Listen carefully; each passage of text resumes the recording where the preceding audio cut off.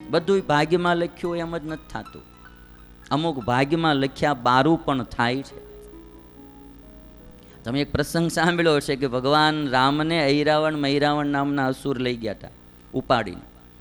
હનુમાનને ખબર પડી તે કે ભાઈ આ કોણ લઈ ગયું, અપહરણ કરી ગયું, તો કે ઐરાવણ મૈરાવણ.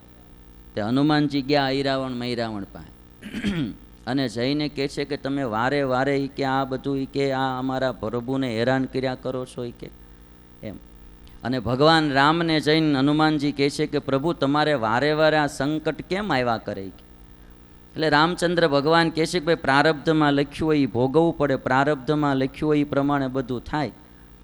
એટલે ઐરાવણ મૈરાવણ પાસેથી ભગવાન રામને લઈ અને હનુમાનજી આવ્યા ને પછી સીધા ભાઈ મેં એવા કાંઈ લેખ લખ્યા નથી ને બધું લેખ લખ્યા પ્રમાણે થતું નથી. જો બધું લેખ લખ્યા પ્રમાણે થતું હોય તો તમે આવીને મને આ ગુંદડી નાખ્યો તો મેં હું મારા લેખ આવા લખ્યા હશે? મેં મારા લેખ આવા લખ્યા હશે કે? એટલે ઘણીવાર માણસો પ્રારબ્ધ ઉપર એવા આળસુ થઈ જાય છે. ભાગ્યમાં લખ્યું હોય તો થાય, ભાગ્યમાં લખ્યું હોય તો મળે. નહીં, ભાગ્યથી પણ ઉપર કોક છે. ભગવાન, ભગવાનના સંત, કોઈની આશીર્વાદ, કોઈની દુઆ કે આપણો પુરુષ પ્રયત્ન એ ભાગ્યનું સર્જન કરે છે. ભાગ એટલે શું? વિધાતા કોનો લેખ લખવા આવે છે? આપણે જ આપણા લેખ લખવાના છે. વિધાતાને દોષ દેવાની જરૂર નથી. માણસ જ પોતાનું ભાગ્ય લખે છે, માણસ જ પોતાનું કર્મ લખે છે. એટલે કૃષ્ણએ આજ પ્રારબ્ધ બદલી ગુરુપુત્રને પાછો લાવી આપ્યો. 3 પ્રસંગ છે ભાગવતમાં. મરેલાને પાછા લાવી દીધેલાના 3 પ્રસંગ. એક ગુરુપુત્રને પાછો લાવી દીધો. એકવાર ભગવાન કૃષ્ણ બેઠા હતા અને દેવકીને વસુદેવ બેઠા હતા. દેવકીને ગુરુપુત્રનો પ્રસંગ યાદ આવ્યો કે કૃષ્ણએ એના ગુરુના દીકરાને, મરેલા દીકરાને પાછો લાવી દીધો. અને ત્યારે દેવકીને એમ થયું કે આ દીકરો મારો દીકરો નથી, ભગવાન છે. એટલે દેવકી એવી પ્રાર્થના કરી કે હે પ્રભુ, તમે તમારા ગુરુના દીકરાને પાછા લાવી દીધા તો મારા પણ 6 દીકરાઓને કંસે મારી નાખ્યા, એને તમે પાછા લાવી આપો.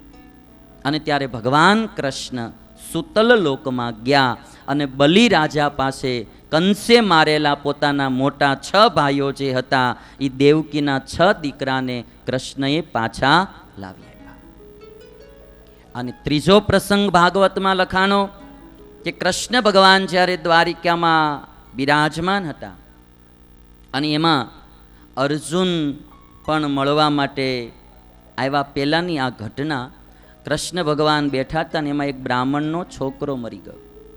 એટલી શબ લઈ અને બ્રાહ્મણ કૃષ્ણ પાસે આવ્યો અને કહે છે કે આ દ્વારિકાના રાજા પાપી છે, એટલા માટે અમારા પ્રજાના નિર્દોષ છોકરાઓ નાનપણમાં મૃત્યુ પામે. જે દેશનો રાજા ભાગશાળી હોય એની પ્રજાને સંકટ ના આવે. ખૂબ રાજા ઉપર દોષારોપણ બ્રાહ્મણે કર્યું અને એ શબ મૂકી બ્રાહ્મણ જતો રહ્યો. એવી રીતે બ્રાહ્મણના 9 છોકરા મર્યા. જન્મતા આવે છોકરો મરી જાય, શબ લઈને આવે, કૃષ્ણને નો કહેવાનું કહી જાય. આ સમાજ છે. અહીંયા બધાએ સાંભળવાની તૈયારી રાખવી. સમાજમાં કૃષ્ણને પણ સંભળાવનારા હતા, વાંક વિનાનું પણ. અને 9મા છોકરાને લઈને જ્યારે બ્રાહ્મણ આવ્યો, 9મું શબ લઈ, અર્જુન ત્યારે ત્યાં બેઠેલા. અને જ્યારે આ બ્રાહ્મણ બોલવા માંડ્યો ત્યારે અર્જુને એટલું કીધું કે હે ભૂદેવ, દ્વારિકામાં કોઈ ક્ષત્રિય છે કે નહીં? આ દ્વારિકા ક્ષત્રિયહીન લાગે છે. હવે આ તારા 10મા દીકરાને એની રક્ષા હું કરીશ, તું ચિંતા કરી માં. અને ત્યારે બ્રાહ્મણ કહે છે કે જેની રક્ષા કૃષ્ણથી ન થઈ એ રક્ષા તું કરીશ, જેની રક્ષા બલરામથી ન થઈ એની રક્ષા તું કરીશ.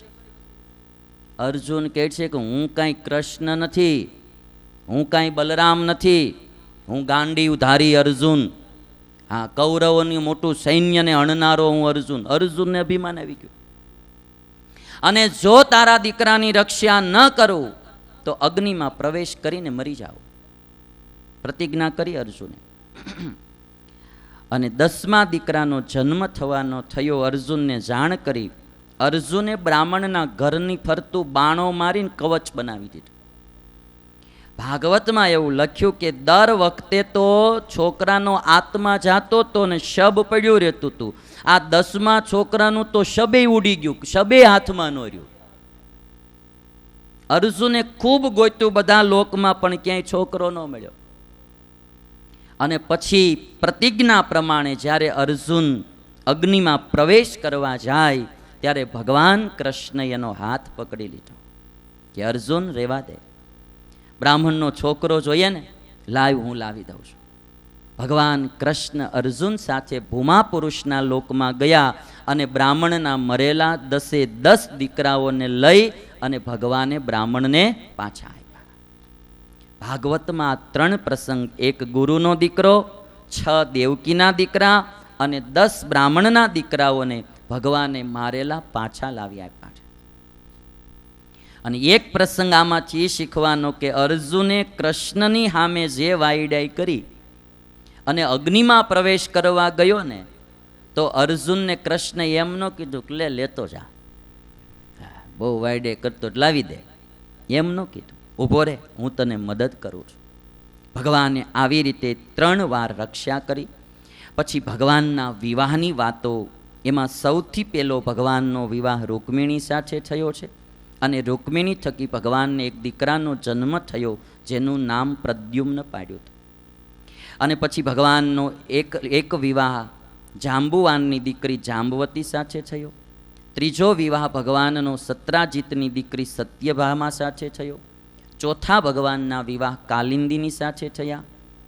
5મા વિવાહ મિત્રવિંદા, 6ઠ્ઠા વિવાહ સત્યા નામની કન્યા સાથે, 7મા વિવાહ ભદ્રા નામની કન્યા સાથે અને 8મા વિવાહ લક્ષ્મણાની કન્યા સાથે ભગવાનના થયા છે. અને આને 8ને ભગવાન કૃષ્ણની પટરાણી કહેવામાં આવે. અને એકવાર ભૌમાસુર નામના અસુરે રાજાઓની કન્યાઓને, રાજાઓની નારીઓનું અપહરણ કરી અને પોતાના જેલમાં કેદ કરેલી ભગવાન કૃષ્ણએ એ 16,100 નારીઓને છોડાવી. અને ત્યારે નારીઓએ પ્રાર્થના કરી કે હવે અમારો હાથ કોણ ગ્રહણ કરે, અમને તો રાજાએ બંદીખાનામાં વર્ષો સુધી પૂરેલી, માટે હે પ્રભુ, તમે અમારો હાથ પકડ્યો છે તો તમે અમારો હાથ પકડી રાખો. ત્યારે ભગવાન કૃષ્ણએ દયા કરી અને 16,100 નારી સાથે વિવાહ કર્યા. એટલે ટોટલ 16,108 નારી સાથે ભગવાને વિવાહ કર્યા. અને ભાગવત એવું લખે છે કે દરેક નારીથી ભગવાનને 10 દીકરા થયા. આટલો મોટો પરિવાર ભગવાન કૃષ્ણનો હતો ને છતાંય સુખપૂર્વક હાલતો હતો.